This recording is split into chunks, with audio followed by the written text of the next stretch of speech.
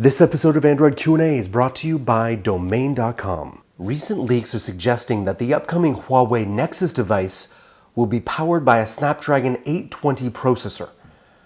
Isn't that kind of overkill? Kind of like swatting a fly with an axe? Got him. Can I get a few Band-Aids? You laugh. But that's not the only thing about this device that's a bit overkill. Based on EV-Leaks information, the Huawei Nexus will reportedly feature a 5.7-inch Quad HD display that's 2560 x 1440 pixel resolution, which equates to roughly 515 pixels per inch density and is slightly higher than the Nexus 6 thanks to the smaller display of this year's Nexus. EV-Leaks also claims that the Huawei Nexus will be powered by a Snapdragon 820 processor, but Huawei has never used anything but its Kirin processors on its flagship smartphones. A switch to Qualcomm's latest processor would represent a marked change over the past devices, but it may be one of the conditions of building Google's next flagship. And for those of you eagerly awaiting the Note 5, it looks like you might only have a month to go. Multiple reports have confirmed last week's Wall Street Journal report that stated Samsung will likely launch this device in mid-August. The Galaxy Note 5 will likely resemble Samsung's early 2015 flagships and feature metal construction and glass backs. It will definitely not feature a microSD card slot.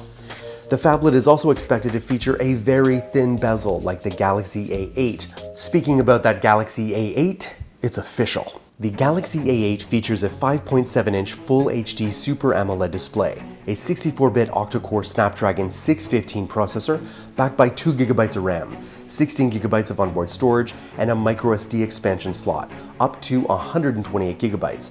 It also has a 16-megapixel rear-facing camera and a 5-megapixel front-facing shooter, and a 3050 mAh battery. It runs the most recent version of Samsung's TouchWiz overlay atop Android 5.1.1 Lollipop. It also comes with a fingerprint scanner integrated into the physical home button. Now, if those specs aren't good enough for you, the device somehow manages to measure just 5.9 millimeters thin and weigh only 151 grams, making this the thinnest smartphone to come from the manufacturer yet.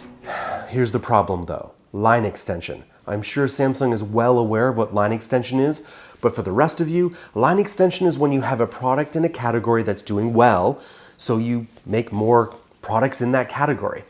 And in the short term, it makes money. In the long term, they cannibalize each other because they're very similar products, and they water down the brand in the user's mind. Line extension always leads to problems in the long run, and Samsung is the king of line extension. According to the latest leak, the Moto G 2015 will be powered by a Qualcomm Snapdragon 410 processor and 2GB of RAM, although a previous report suggested there could be two models, one with 1GB of RAM and the other with 2. Likely the Moto G will run the latest Android OS out of the box, which in this case is Android 5.1.1 Lollipop, and should be updated to Android M once Google's next platform launches later this year. We can expect the Moto G 2015 to sport a 5-inch 720p HD display with a choice of two storage options, 8GB or 16GB, which both are expected to be expandable.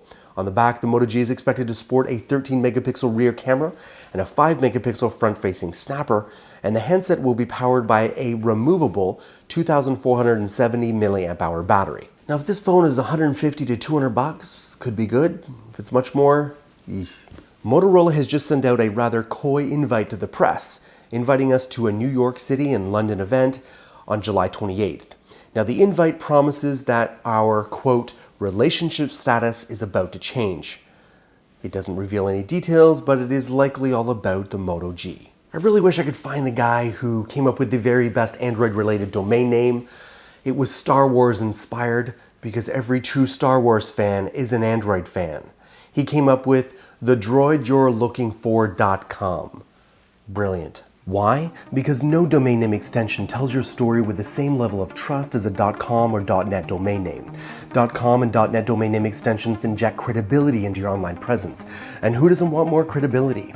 You can save 15% on domain name and web hostings when you use our coupon code ANDROID at domain.com checkout. Don't forget, 15% off when you use our coupon code ANDROID. When you think domain names, think domain.com.